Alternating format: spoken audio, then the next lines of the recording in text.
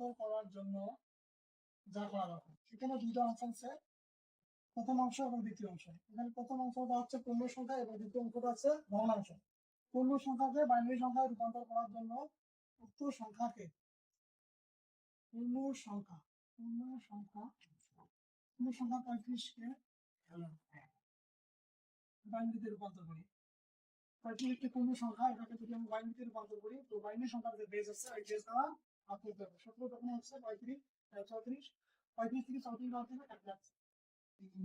8 দুগুণ 16, 17 থেকে 16 বাদ দিলে 1, 4 দুগুণ 8 0, 2 দুগুণ 4 0, তারপর হচ্ছে 2 একে 2 0, বেজের থেকে যখন অঙ্ক ছোট হবে তখন 0 আর এখানে লিখতে হবে 1 এবং লেখার শেষে নিচ থেকে উপরের দিকে সাজিয়ে লিখতে হবে।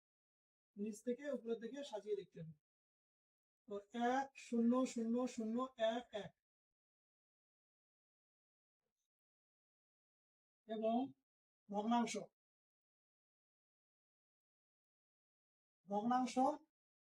1 2 5।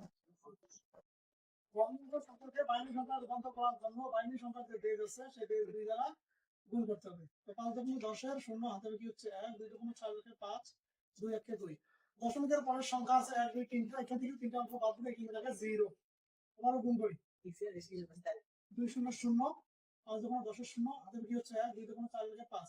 যেহেতু পরের সংখ্যা 3টে আছে 3টা এখান থেকে বাদ দেওয়া লাগবে, এখানেও 0। আবার গুণন 5 দুগুণ 10 2 0 0 2 0 0 5 দুগুণ 10। যেহেতু দশমিকের পরের সংখ্যা 1 2 3টা, এখানে 3টে সংখ্যাই বাদ দেওয়া লাগবে। আবারও গুণ 2 0 0 2 0 0 2 0 0। এখানে যেহেতু কোনো সংখ্যা নেই তাহলে 0 দিতে হবে। 0.125 0.125 এর সমকক্ষ বাইনারি মান হচ্ছে 0.0010। এটা আমরা মনে রাখতে হবে, এখানে ভগ্নাংশের ক্ষেত্রে উপর থেকে নিচ দিকে সাজিয়ে লিখতে হবে। সুতরাং 35.125 এর সমকক্ষ বাইনারি মান হচ্ছে 1000011.0010।